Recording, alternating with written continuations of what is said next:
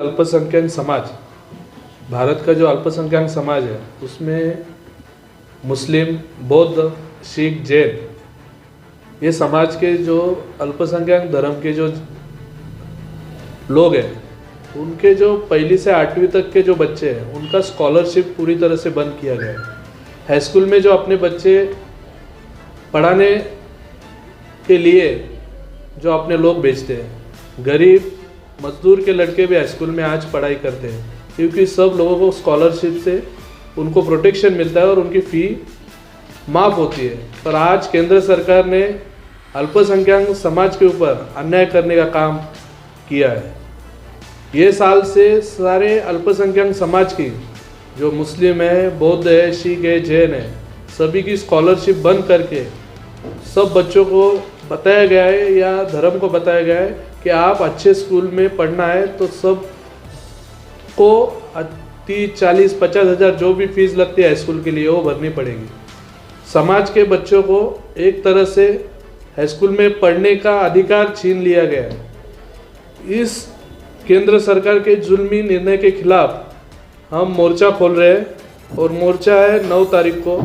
केंद्र सरकार का जाहिर निषेध कर रहे हैं भिवंडी में। हमारे भिवंडी की कांग्रेस पार्टी, भिवंडी के आरपी आठोलेगढ़ और भिवंडी के हमारे तालुका के इटक के अध्यक्ष जो सेवा दल के काम करते हैं वो भी हमारे सब साथ में हैं। इधर की कम्युनिस्ट पार्टी ने भी कहा है कि हम भी आपके साथ में काम करने के लिए तैयार हैं, पर केंद्र सरकार से मिलकर अपन लड़ाई करेंगे और जो हमारे बच्चों को न्याय चाहिए, हमारे मजदूर लोगों के लिए बच्चों को हाई स्कूल में पढ़ने का जो अधिकार चाहिए वो छीनने के लिए हम आंदोलन करेंगे। जो केंद्र सरकार का फीस जो खराब कानून जो लाया गया है केंद्र सरकार की तरफ से, उसको हम बाकायदा हमारे पार्टी की तरफ से उसका जाहिर निषेध करते हैं और ये निषेध करने के लिए हम 9 तारीख को मोर्चा खुला है। तो सारी आवाम को हमारा कहना है कि इस मोर्चा में बड़ी संख्या में आए और ये जो जुल्मी कानून भाजपा सरकार की तरफ से आया है उसका जाहिर निषेध करें। इसके लिए सारी आवाम ने आए, इसके लिए आज प्रेस कॉन्फ्रेंस के जरिए मैं आपसे बात कर रहा हूँ। सर, ये मोर्चे के बारे में बताएं, किस तरह का मोर्चा रहेगा, ये कहाँ से कहाँ तक और किस जगह पर? ये डॉक्टर बाबा साहब अम्बेडकर कापाली, जो बाबा साहब अम्बेडकर का पुतला है, उधर से ये मोर्चा निकलेगा प्रांत कार्यालय तक, जो उप जिला अधिकारी कार्यालय है उधर तक ये जाएगा और ये जाहिर निषेध हम उस टाइम हम घोषणा देंगे और ये मेमोरेंडम हम पंतप्रधान नरेंद्र मोदी जी को देंगे प्रांत के जरिए। सर, ये जो मोर्चा स्कॉलरशिप खत्म करने के विरोध में, तो इसमें आपकी और क्या मांग रहेगी? ये हमारी मांगनी यही रहेगी कि पहली से 8वीं तक जो बच्चे मजदूर के बच्चे जो हाई स्कूल में जाते हैं उनको हाई स्कूल में जाने का अधिकार है और उनकी फ़ी जो आज बढ़ाई गई है वो माफ़ किए जाए। इसके लिए हमने ये मांगनी हमारी पहली रहेगी कि जो पहले जैसे हमारे फ़ी माफ़ की जाती थी, हमारे बच्चे अच्छे स्कूल में पढ़ सकते थे, वैसे ही फिर से किया जाए, यही हमारी मागणी रहेगी। आपल्या देशातील अल्पसंख्याक समाजाची 1ली ते 8वी पर्यंतची मुलांची शिक्षणाची स्कॉलरशिप बंद करण्याचा जो केंद्र सरकारने निर्णय घेतलेला आहे, त्या निर्णयाच्या विरोधात येत्या 9 तारखेला सर्व काँग्रेस कमिटीच्या विभागाने तसेच या भिवंडी तालुक्यातील सर्व पक्षांनी जाहीर निषेध करण्याचा ठरवलेला आहे। आम्ही डॉक्टर बाबासाहेब आंबेडकरांच्या पुतळ्यापासून तर प्रांत ऑफिसपर्यंत प्रांत साहेबांच्या कार्यालयात जाऊन आम्ही त्यांना निषेध हा पत्र देणार आहे की ही स्कॉलरशिपचा जो बंद करण्याचा निर्णय घेतलेला आहे केंद्र सरकारने, हा त्वरित त्यांनी माघार घेतला पाहिजे, नाहीतर येत्या काळात याच्या विरोधात आम्ही मोठा जन आंदोलन काढणार आहे। जैसा कि आज आप लोगों ने सुना कि हमारे पंकज गायकवाड़ साहब जो कांग्रेस के महासचिव है ग्रामीण के भिवंडी, उन्होंने बताया कि आज केंद्र सरकार ने जो नया GR लेके आई है स्कूली बच्चों के लिए, वो बच्चों के लिए बहुत ही घातक है। ये पूरे गरीब तबके के बच्चों को गरीब बनाने का काम है, उनको पढ़ाई से दूर रखकर उनको मजदूर बनाने और गुलाम बनाने की तैयारी है ये। तो इस विषय में मैं भिवंडी शहर वालों से अपील करता हूँ जिस तरह CA NRC आया, आप लोगों की नागरिकता पे सवाल उठा, तो आप लोगों ने शाहीन बाग बनाया, पूरे शहर को बंद किया। आज तुम्हारे बच्चों के भविष्य की बात है, तुम्हारे बच्चों की तालीम की बात है। अगर आज तुम रोड पे नहीं आओगे और इस मूवमेंट में शामिल नहीं होगे तो आने वाले दिनों में आप अपने बच्चों को गुलाम पाओगे। तो अपने बच्चों के भविष्य के लिए, मुस्तकबिल के लिए आपको सड़क पे आना होगा। जो 9 तारीख को हमारा मोर्चा रखा जा रहा है बाबा साहब अम्बेडकर के स्मारक के पास से प्रांत ऑफिस तक, 9 तारीख को 3 बजे जुमा के बाद, तो आप लोग इस मोर्चे में आके ये साबित करें कि वाकई हमने बच्चे को पैदा किया है, तो उसकी जवाबदारी भी लेने की हमारी जवाबदारी है। अगर आप बच्चे पैदा करे हो, आप बच्चों का अच्छा भविष्य चाहते हो, बच्चों को अच्छी शिक्षा देकर उसको कोई क्वालिफाइड करके डॉक्टर इंजीनियर देखना चाहते हो, तो इस आंदोलन में आपको आना पड़ेगा। नहीं तो पढ़ाई इतनी महंगी हो जाएगी कि जिसके घर में 2 से 4 बच्चे हैं, जो फीस, अब जैसे एग्जाम्पल के तौर पे साफिया स्कूल है, रफीदुल माइनॉरिटी का स्कूल है जो ये लोगों ने लाया है GR। साफिया स्कूल और रफीदुल में ऐसी कई उर्दू स्कूल है जिसमें साल का 1200 से 1500 की फ़ीस रहती है। अगर गवर्नमेंट ने स्कॉलरशिप बंद कर दी, वो फीस डायरेक्ट 17 से 18 हज़ार हो जाएगी। अगर 2 से 3 बच्चे, तो आप पढ़ाओगे किस तरह? आपकी पढ़ाई यहीं KG से 8वीं तक की में आपकी हालत ख़राब हो जाएगी पढ़ाने के लिए, और आप अपने बच्चों को मजबूरन नौकरी पे लगाओगे। तो इसके खिलाफ भरपूर तरीके से अपना काम धंधे को आगे पीछे करके इस अभियान में आप लोग ज़रूर आए मोर्चे में, और इस मोर्चे को सफल बनाए। ये देश में जो आज चल रहा है, बीजेपी सरकार जो आज ये तोड़ने की राजनीति कर रही है, उसके खिलाफ जो आज राहुल गांधी जी ने ये साबित कर दिया है कि हम देश जोड़ने वाले हैं।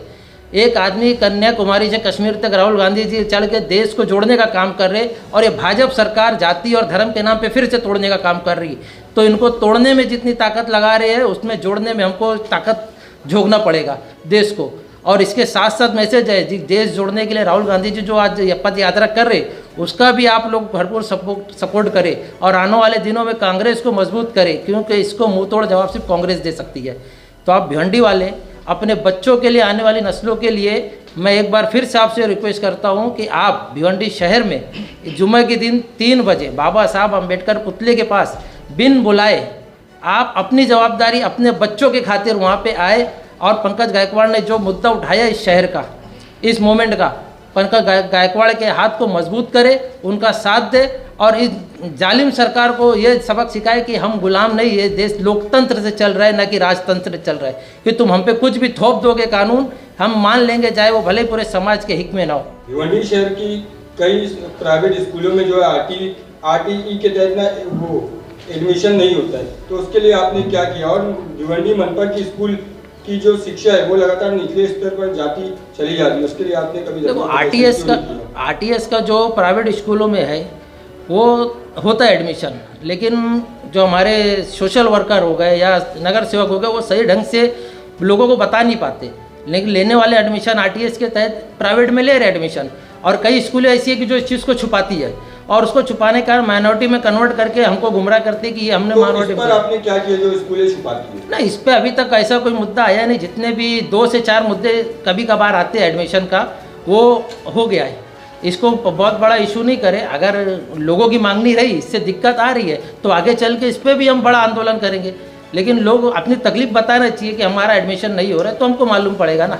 और जो सरकारी स्कूल का मुद्दा है, वो तो महानगर पालिका निकम्मी, और जितने नगर सेवक हैं यहाँ के, वो निकम्मे जो अपने वार्ड के स्कूलों को ढंग से करे नहीं। अभी एक MLA आ गए, वो सारी स्कूलों का दौरा करे, साल भर में 1.5 साल में दौरा करे, सिर्फ दौरा और फंड आ रहा है। अभी तक कोई स्कूलों पे काम नहीं हुआ है। नहीं, काम हो चुका, काम चालू। काम कैसा हो गया है कि भिवंडी शहर में कम से कम 6700 से उस पर स्कूलें हैं। 1-2 स्कूलों में काम होना भिवंडी शहर को काम होना नहीं कहते। शाहिद भाई, जैसा कि आपने भी कहा कि निकम्मे कॉर्पोरेटर्स की वजह से, तो अगर देखा जाए तो भिवंडी शहर में कांग्रेस के सबसे ज्यादा नगर सेवक थे, और है अभी कह लीजिए करंट में जो, तो उन लोगों ने क्या किया भिवंडी शहर की महानगर पालिका की स्कूलों के लिए? कांग्रेस के नगर सेवक थे, तो लोगों ने जब जीतने के बाद कांग्रेस के नहीं रहे, वो अपने पर्सनल हो गए, जिसके कारण वो 18 के 18 गद्दारी करके भागे। नहीं, मैं उन 18 की बात नहीं कर रहा हूँ, मैं उन सारे की बात। बाकी बचे लोगों की बात कर रहे हैं। बाकी बचे 2 लोगों अभी कांग्रेस के जो है कर रहे, ये फूट जो चला कांग्रेस के 18 भागे, कांग्रेस का एक अध्यक्ष राष्ट्रवादी में चला गया, ये पूरा 2.5 साल तमाशा चला। तो यही कारण हुआ कि जब काम करने की बात आई तो लोग भागे। अगर काम का प्रेशर नहीं होता तो इधर नहीं, विलास के पास जाना ही मतलब है कि मनी, विलास है तो मनी है, विकास नहीं है। शायद भाई आपने कहा कि जितने भी कॉर्पोरेटर है सब निकम्मे हैं। तो 18 भागने के बाद जो बचे कांग्रेस के वो भी निकम्मे हैं या नहीं? वो तो सबसे बड़े निकम्मे 18 जो भागे। 18 के बाद जो कांग्रेस के वो अभी उसके बाद से लॉकडाउन लगा, लॉकडाउन से पूरा 2 साल इसमें चला गया। उसके बाद ये पूरा अपना डिक्लेयर हो गया पूरा इनका पद, उसका जितना भी नगर सेवकों का पद था वो डिक्लेयर हो गया। काम करने का मौका नहीं मिला उसमें। जो 2.5 साल मिला था उसमें सिर्फ राजनीतिक की जगह कांग्रेस को खोखला करने का काम करे जो कांग्रेस में गद्दार थे, और वो गद्दारों पर जब एक्शन लिया गया तो वो तोड़ के राष्ट्रवादी में भागे। तो इसमें कांग्रेस का कोई दोष नहीं है। आने वाले टाइम में जो कांग्रेस के जीतेंगे उस पर अगर काम नहीं होगा तो फिर हम आपको जवाब देने के लिए बैठे रहेंगे। ठीक है, बहुत बहुत शुक्रिया।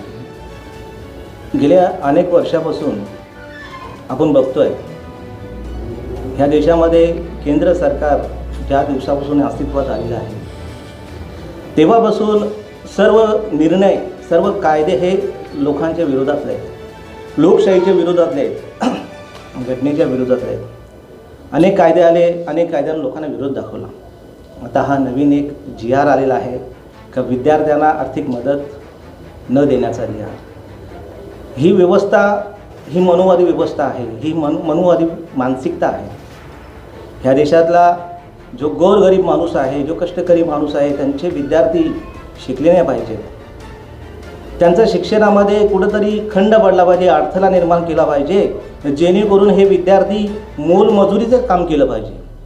भविष्यामध्ये ही जे विद्यार्थी आहे, जे देशाचे नागरिक होणार आहेत, हे मजूर झाले पाहिजेत, ते लाचार झाले पाहिजेत. नंतर त्यांना आम्ही गुलाम करू आणि या देशावरती राज्य करू, अशा प्रकारची पॉलिसी आज या ठिकाणी केंद्र सरकार करत आहे.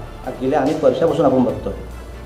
स्कॉलरशिप तुम्ही बंद करण्याची ऐवजी स्कॉलरशिप आणखी द्या, विद्यार्थ्यांना आणखी मदत होऊ द्या, गरीबातला गरीब विद्यार्थी पुढं जाऊ द्या, तो देशासाठी काहीतरी करू शकतो, परदेशात जाऊ द्या. अशा प्रकारची मानसिकता यांची नाही आहे. संविधान म्हणतो की प्रत्येक माणसाला सक्तीचं शिक्षण दिलं पाहिजे, त्याचसोबत त्याला आर्थिक मदतही दिली पाहिजे. जर आर्थिक मदत जर दिली तर त्याला चांगल्या प्रकारे शिक्षण घेता येईल, आणि जर सर्व जर शिकली तर निश्चित आपल्या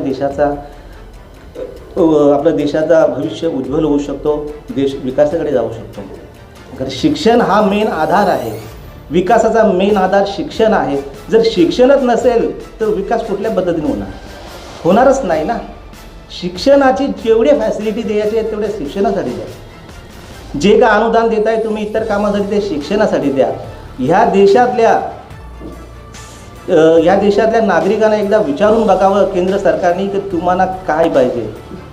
तर सर्व नागरिक अशी बोलतील की आमच्या मुलांना चांगलं शिक्षण द्या. आम्हाला चांगलं शिक्षण दिल्यानंतर आम्ही स्वतःच्या पायावर उभा राहू आणि आमचा विकास आम्ही स्वतः करू.